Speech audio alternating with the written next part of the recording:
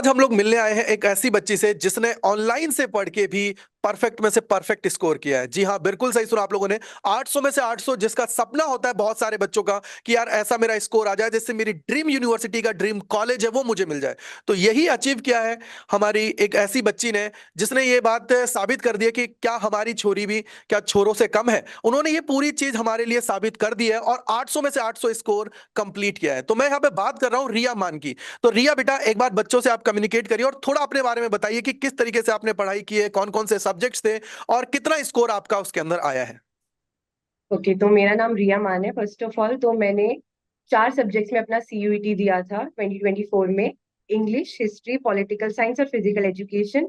सब में मेरा स्कोर परफेक्ट 200 आउट ऑफ 200 है, तो इट्स 800 आउट ऑफ 800। ओके। सो बेटा, आपने अपनी ट्वेल्थ के साथ ये प्रिपरेशन की थी या ट्वेल्थ के बाद में आपने ड्रॉप लिया था? नहीं सर, ये मेरी 12th के साथ ही प्रिपरेशन हुई है। ओके। तो इसका मतलब आप पढ़ने में तो बहुत तेज थे, तभी 800 में से 800 का स्कोर कंप्लीट हुआ है, आई थिंक। तो बेटा देखो, आपने बहुत अच्छा स्कोर किया 800 में से 800, क्योंकि यार इसके बाद में अगर हम लोग देखें, चाहे कितनी ही कट ऑफ क्यों ना ऊपर चली जाए, एडमिशन हमारा हमारी ड्रीम यूनिवर्सिटी के अंदर कंफर्म है। सबसे पहले मैं यहाँ पे रिया आपसे ये पूछना चाहूंगा कि आपने 800 में से 800 स्कोर किया है, तो इसके लिए क्या स्ट्रेटेजी आपने रखी थी? क्योंकि यार किसी भी सब्जेक्ट की बात करें हम लोग, तो कहीं ना कहीं थोड़ा बहुत लैग हमारा होता है। तो इसके बारे में आप क्या बोलना चाहोगे? तो सर, स्ट्रैटेजी मेरी यही थी कि अपनी प्रिपरेशन को बोर्ड्स की प्रिपरेशन के साथ में कंबाइन करके चलना है। क्योंकि ज्यादातर सब्जेक्ट्स में जैसे पॉलिटिकल साइंस, हिस्ट्री, इनमें सिलेबस बोर्ड्स का और उसका सेम है, क्योंकि दोनों में एनसीईआरटी को ही वो बेस माना जाता है। तो राइट। इसलिए अगर बोर्ड की प्रिपरेशन अच्छी होगी तो साथ में सीयूईटी की भी हो जाएगी। इंग्लिश के लिए मैं बोलूंगी, मैंने डिक्शनरी को रेफर किया था और साथ में रुबाइका मैम की वीडियोस। तो मेरा ओके। ये था कि सबसे पहले मैंने डिक्शनरी से रोज 10 वर्ड्स में पढ़ती थी, 12th क्लास की स्टार्टिंग से ही। तो उन 10 वर्ड्स को मैं अगले दिन यूज करती थी अपनी डेली लाइफ में, डेली राइट। कॉन्वर्सेशन में, तो वो पक्के हो जाते थे। फिर एंड में जब बोर्ड्स खत्म हो गए तो उस 1.5 महीने में मैंने मैम की वीडियोस देखी थी, तो सारा रिवीजन हो गया था। तो ओके। उससे मेरे सिनोनिम, एंटोनिम्स, वोकैबुलरी सब कवर हो गया था। राइट। ग्रामर हम लोग स्कूल में पढ़ते ही आते हैं, तो वो मैंने लास्ट 1.5 महीने में की थी, जो हमें सीयूईटी और बोर्ड्स के बीच में बफर टाइम मिलता है। ओके। फिजिकल एजुकेशन में सर ये है कि एनसीईआरटी जो है फिजिकल एजुकेशन के लिए, कोई एनसीईआरटी नहीं है। राइट। इसके लिए आपको अलग से अपनी साथ साथ रिसर्च करनी पड़ेगी, खुद के नोट्स बनाने पड़ेंगे, क्योंकि सीबीएसई और सीयूईटी का सिलेबस वो अलग अलग है सीयूईटी में। राइट। राइट। तो यहाँ पे मैं एक बात पूछना चाहूंगा बेटा, बहुत सारे लोग बोलते हैं कि यार हमें एनसीईआरटी रीड करनी चाहिए, एनसीईआरटी को पढ़ना चाहिए, एनसीईआरटी तो ब्रह्मास्त्र है। तो क्या इसके बारे में आप बोलना चाहोगे? तो क्या आपने भी एनसीईआरटी को पूरा अच्छे से पढ़ा था या उसके साथ कोई सर रेफरेंस बिल्कुल बुक को आपने कवर किया था? नहीं, मैंने हिस्ट्री और पॉलिटिकल साइंस जिनके लिए एनसीईआरटीज अवेलेबल थी, उनके लिए सिर्फ एनसीईआरटीज को ही वर्ड बाय वर्ड पढ़ा था। और ओके। उसके बाद फिर मतलब मैंने उनको ऐसे पढ़ लिया था कि मुझे उनका सब कुछ याद था, बाद में सिर्फ रिवीजन और मॉक टेस्ट। और उससे ओके। सारे क्वेश्चंस मेरे सॉल्व हो गए थे, सीयूईटी के कुछ भी बाहर से नहीं आता है। राइट। राइट। तो एक चीज मुझे बताइए कि जब सीयूटी का पेपर हम लोग देने जाते हैं, तो उससे पहले हम लोग जब बोलते हैं कि यार बच्चों को कि आपको मॉक टेस्ट लगाने चाहिए, क्योंकि मॉक टेस्ट के बाद आपकी स्पीड, एक्यूरेसी और टाइम मैनेजमेंट का पता लगता है। तो क्या आपने भी ऐसे ही किया? और आप अपनी स्पीड को मेंटेन करने के लिए किस तरीके से प्रोसेस करते थे? सर स्पीड के लिए मैं यही बोलूंगी, बेस्ट चीज है मॉक टेस्ट। मैंने कम से कम 50 से 60 मॉक टेस्ट दिए थे पर सब्जेक्ट। मैंने शुरू से ही स्टार्ट कर दिया था मॉक टेस्ट को देना। तो उसमें राइट। मेरी स्ट्रेटेजी ये थी कि उसने मेरे को इस तरीके से भी हेल्प किया कि मुझे पता था एग्जाम में कि फॉर एग्जांपल पहले 15 मिनट्स में मेरे इतने क्वेश्चन सॉल्व हो जाने चाहिए। राइट। राइट। राइट। और उससे एलिमिनेशन टेक्निक भी आ गई थी, जो बहुत काम आती है। राइट। ये मैं बहुत बार कहता हूँ यूट्यूब पे कि बच्चों को कि यार आप लोगों को एलिमिनेशन टेक्निक आनी चाहिए, क्योंकि देखो पेपर जब हम लोग सॉल्व करने बैठते हैं तो उस टाइम पे पेपर को हम लोगों को डिवाइड करना पड़ता है कि फर्स्ट 15 मिनट्स में मुझे ये करना है, क्योंकि अगर मेरे पास 45 मिनट्स है तो 15 मिनट्स में मुझे इस तरीके से बढ़ना है, फिर अगले 15 मिनट्स में मुझे आगे कुछ और चीज करनी है, फिर आगे मुझे अगले 15 मिनट में किस तरीके से आगे कंप्लीट करना है। क्योंकि देखो एग्जामिनर जब पेपर बनाता है तो वो यही चाहता है कि बच्चा उसके अंदर रुक जाए, बच्चा उसके अंदर वहां पे रुकने पर वो अपना टाइम है उसको किल करे। तो यहाँ पे एक चीज मैं आपसे पूछना चाहूंगा कि आपने जो ये पेपर के अंदर जो क्वेश्चंस हम लोग छोड़ते हैं, क्योंकि ये भी एक अच्छी टेक्निक होता है कि यार जो क्वेश्चंस हमारे दिमाग में नहीं आ रहे हैं उसको हम लोग छोड़ के आगे बढ़े, तो वो आपने कैसे किया था? तो सर उसके लिए मेरी स्ट्रेटेजी ये रहती थी कि पेपर के पीछे की साइड में मैं 3 कॉलम बना लेती थी। एक कॉलम होता था जिसमें मैं बिल्कुल श्योर हूँ वो क्वेश्चंस, राइट। एक जिनमें मुझे थोड़ा सा डाउट है, और एक जो मुझे बिल्कुल नहीं आते। तो राइट। मेरा ये रहता था कि मैक्सिमम से मैक्सिमम मेरे उसमें हो जाए जो उसमें मैं बिल्कुल श्योर हूँ। और अगर 30 to 35 उसमें निकल जाते थे तो 5 क्वेश्चन मैं उसमें से निकालती थी जिसमें मुझे थोड़ा बहुत डाउट है, फिर मैं उन पे ओके। टाइम लगाती थी, और जो मुझे बिल्कुल जिनका कोई आइडिया नहीं था उन्हें मैं बिल्कुल छोड़। Right right right. तो मतलब यहाँ पे यही चीज है कि यार आपको पेपर को सॉल्व करने के लिए भी एक आर्ट होती है, अदरवाइज अगर हम लोग उस पेपर के अंदर सिर्फ लगे रहेंगे तो पूरा पेपर कंप्लीट करना पॉसिबल ही नहीं है। नहीं क्योंकि एग्जामिनर उसके अंदर कुछ ना कुछ क्वेश्चंस ऐसे डालेगा जिसको सोचने में हमें टाइम लगेगा, और जिसकी वजह से हमारा पेपर खराब हो जाता है। एक चीज मैं आपसे पूछना चाहूंगा कि बहुत जगह हम लोगों को ये देखने को मिला कि यार एनटीए की तरफ से मिस मैनेजमेंट हुआ, बहुत सारी चीजें हुई, तो क्या ये चीजें आपको भी फेस करनी पड़ी? क्योंकि देखो टाइम तो आपके लिए भी उतना ही था, ऐसा तो है ही नहीं था, और पहली बार अब की बार ऑफलाइन पेपर भी हुआ था, तो ऑफलाइन के अंदर जो ये ओएमआर में भरने में टाइम लग रहा था, तो उसके बारे में आप क्या कहना चाहोगे बच्चों को? सर, ओएमआर के लिए तो मैं यही बोलूंगी कि मॉक टेस्ट ही उसके लिए सबसे बेस्ट है, क्योंकि ओएमआर की प्रैक्टिस भी हो जाती है। बाकी राइट। मिस मैनेजमेंट की बात करें तो हाँ, वो तो मेरे साथ भी हुई थी। मतलब इंग्लिश के लिए जैसे हम जिस सेंटर पर गए थे, तो वहां पर वहां कोई क्लॉक नहीं थी, और जो इन्विजिलेटर था उसके पास भी कोई क्लॉक नहीं थी, उसने वॉच भी नहीं पहनी हुई थी। फिर उसके बाद जब सारे ओके बच्चों ने मिलकर उनको बोला, तब उन्होंने एक क्लॉक क्लास में मंगवाई थी। और एक ओके जगह फिजिकल के पेपर में दो बच्चों की ओएमआर एक्सचेंज हो गई थी, तो उन्होंने सब बच्चों का पेपर रोक दिया था 10 मिनट के लिए। ओके। मतलब इतनी प्रॉब्लम्स आने के बाद में भी आपने परफेक्ट स्कोर किया, 200 में से 200 का। ये सबसे बड़ी बात है कि यार आपने पेपर को अटेम्प्ट किया, अच्छे से अटेम्प्ट करते हुए आप आगे बढ़े और चीजों को आपने किया। यहाँ पे बेटा मैं आपसे एक चीज पूछना चाहूंगा, एक चीज मुझे बताइए कि जो ये मॉक टेस्ट का रोल क्या रहता है? अगर हम लोग, बहुत सारे बच्चे ये बोलते हैं कि सर क्या मुझे मॉक टेस्ट लगाने चाहिए, नहीं लगाने चाहिए, कब से मुझे स्टार्ट करना चाहिए मॉक टेस्ट को लगाना, जिससे मैं अच्छे से अपनी जो चीजें मैंने तैयार की हैं उनको अच्छे से चेक कर पाऊं कि क्या वो मैंने सही से याद की है या नहीं की है? तो कब से बेस्ट टाइम होता है इसके लिए मॉक टेस्ट लगाने का? और जब एग्जाम से 10-15 दिन पहले की बात होती है, तो क्या हमें जो टॉपिक्स हमने नहीं पढ़े उनको भी पढ़ना चाहिए, या फिर हमें सिर्फ मॉक टेस्ट के थ्रू चीजों को करना चाहिए? तो सर, मेरा ये था कि जब बोर्ड्स खत्म हो गए थे, बोर्ड से पहले तो मैंने कोई मॉक टेस्ट नहीं लगाए थे, लेकिन जो 1.5 महीना था उसमें मैंने जो फर्स्ट 30 डेज थे उसमें रोज 1 से 2 मॉक टेस्ट लगाए थे बस। राइट। लेकिन जो लास्ट के 15 डेज थे उसमें मैंने कोई प्रिपरेशन नहीं करी, वो मैंने सिर्फ मॉक टेस्ट के लिए रखे थे। तो उसमें मैं राइट। एक दिन में 15 से 20 मॉक टेस्ट भी लगाए हैं मैंने। एक दिन में 15 से 20 मॉक टेस्ट? सही है भाई, बहुत अच्छी बात है बेटा। यहाँ पे एक चीज मुझे बताइए कि देखो यार आप भी एक नॉर्मल स्टूडेंट्स की तरह ही थे, बाद में आपने चीजों को बहुत अच्छे से किया, सब कुछ करके आपने 800 में से 800 स्कोर किया।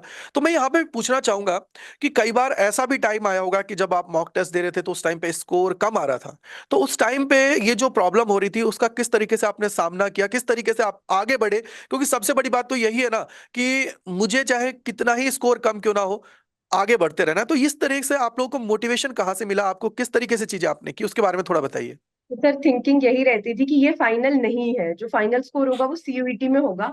अगर यहाँ मेरा स्कोर कम भी आ रहा है तो मुझे इम्प्रूव होने का मौका मिल रहा है।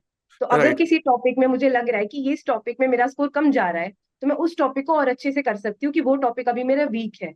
मुझे अपने वीक ओके। और स्ट्रॉन्ग पॉइंट एनालाइज करने का वो हो रहा था उस चीज राइट। से। ओके। तो मतलब इससे एक ये बेनिफिट हुआ, एक चीज ये समझ में आई कि यार अगर आप पेपर देते हो तो उससे आपको अपने वीक एरियाज भी पता लगता है, अपने स्ट्रॉन्ग एरियाज के बारे में भी पता लगता है। और क्या आप भी और बच्चों की तरह कॉपी अलग से मेंटेन करते थे कि भाई मुझे तो वीक एरियाज मेरे ये हैं तो मैं इनको यहाँ पे कॉपी के अंदर लिख लेती हूँ, अगली बार इन टॉपिक से मेरी गलती नहीं होनी चाहिए, तो क्या आपने हाँ, ऐसा किया मैंने था? डिजिटल कॉपी एक मेंटेन करी थी। वहां पर मैंने हर सब्जेक्ट का लिख लिया था कि मुझे ये टॉपिक्स पे ज्यादा फोकस करना है, और ये मेरे डन। Okay okay okay. तो इसके अलावा मैं एक चीज पूछना चाहूंगा। देखो बहुत जगह मैं चीजें देखता हूँ, बहुत सारे बच्चे बोलते हैं कि सर हमने तो 20 घंटे पढ़ाई की, हमने तो 18 घंटे पढ़ाई की। तो क्या नहीं, ऐसा आपके साथ था कि सर मैं तो एक दिन में 15 घंटे पढ़ रही थी तब जाके मैंने चीजें की, या फिर किस तरीके का आपका रूटीन रहता था जिससे चीजों को आप बहुत अच्छे से मेंटेन करके 800 में से 800 का जो स्कोर था उसको आपने कंप्लीट किया? नहीं, नहीं सर, मतलब 15 घंटे में तो लोग यूपीएससी क्लियर कर लेते हैं, ये तो बस एक सीयूईटी था। तो पंद्रह ओके। घंटे की तो कोई पढ़ाई नहीं होती है।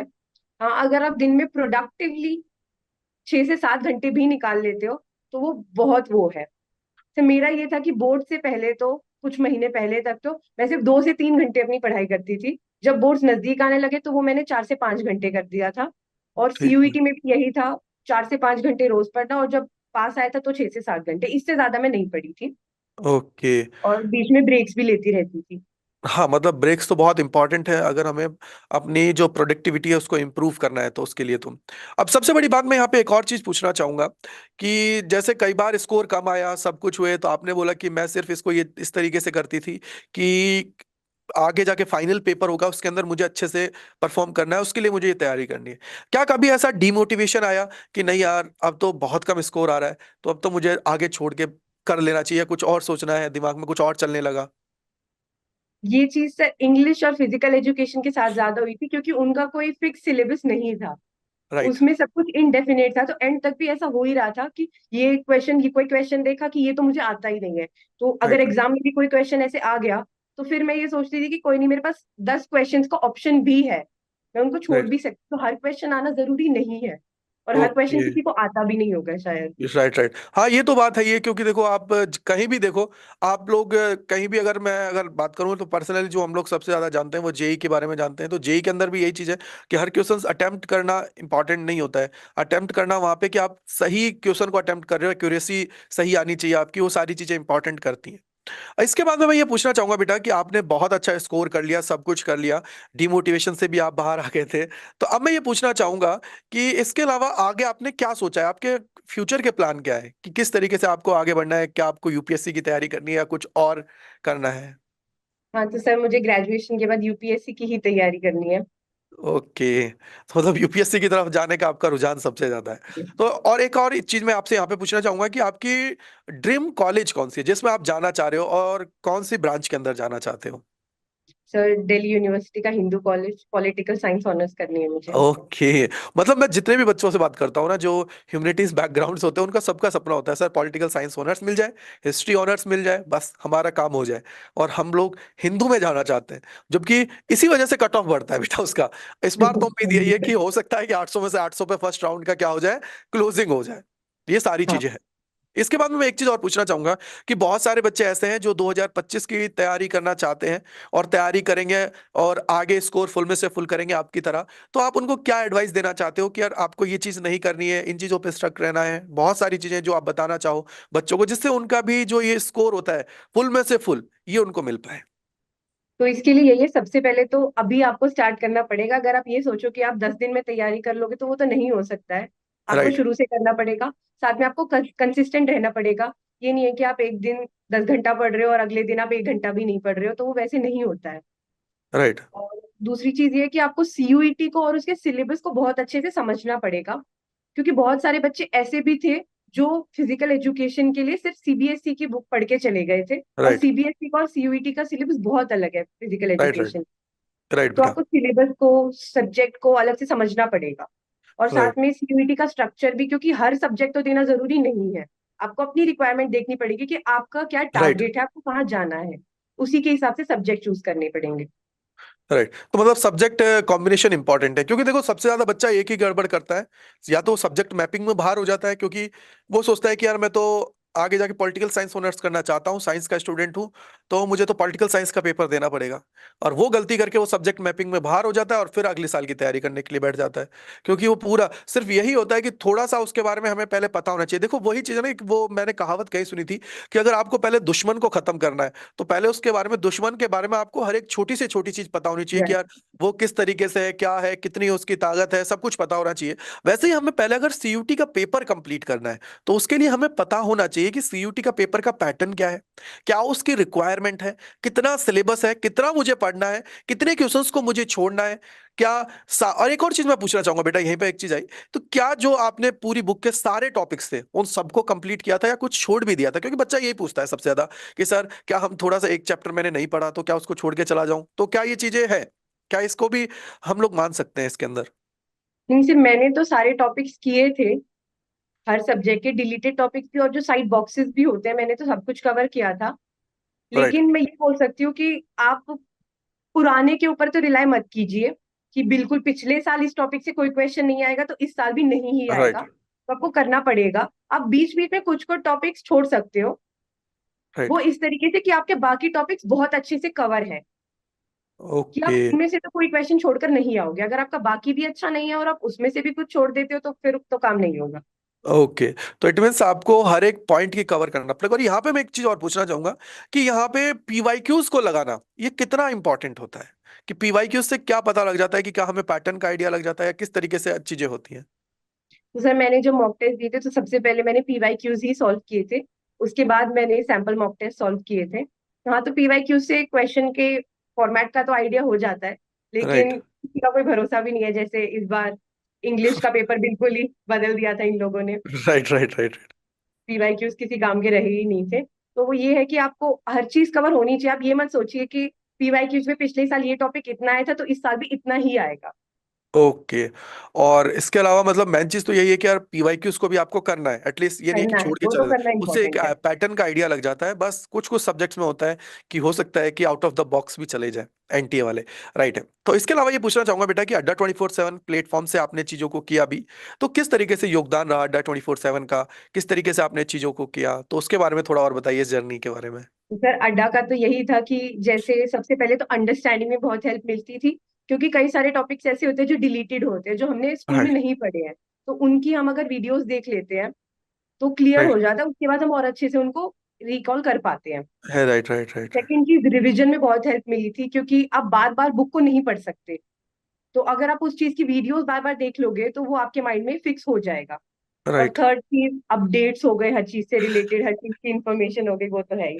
Okay okay okay. तो मतलब हर चीज में आपने चीजों को किया, कवर किया अच्छे से, सब कुछ किया, तभी जाके यार 800 में से 800 स्कोर आता है कि जब आपको हर चीज के बारे में आइडिया होता है। और इसके अलावा कोई मैसेज आप देना चाहो 2025 के बच्चों को, तो वो आप बताइए तो मैं थोड़ा। यही बोलूंगी कि आप लोग अभी अपनी प्रिपरेशन स्टार्ट करिए। अगर आप ये सोचेंगे कि आप बाद में करेंगे तो वो नहीं हो पाएगा। तो मतलब यही है कि यार देखो, अर्ली स्टार्ट करते हैं तो आपके पास पूरा टाइम रहता है जहां पे आप डीप में चीजों को पढ़ पाते हो, और उसके अलावा रिवीजन कर पाओगे, और रिवीजन के साथ साथ आप अच्छे से प्रैक्टिस करके एग्जाम के अंदर बैठ पाओगे। और अगर सीयूटी की तैयारी कर ली तो बेटा ऑब्वियसली बात है कि बोर्ड तो आराम से निकल ही जाएगा। वो तो आराम से हो जाएगा। कोई दिक्कत की बात ही नहीं आएगी। सो रिया, आपका बहुत बहुत शुक्रिया हमारे साथ जुड़ने के लिए और बच्चों के लिए इतना टाइम निकालने के लिए, क्योंकि आपने काफी चीजों को बताया जो बच्चों के लिए जरूरी थी, उनको जानना जरूरी है, जिससे वो अगर इंप्लीमेंट करते हैं तो पूरे में से पूरा स्कोर जो वो लोग सपना देखते हैं वो कंप्लीट हो पाएगा। तो थैंक यू बेटा हमारे साथ जुड़ने के लिए।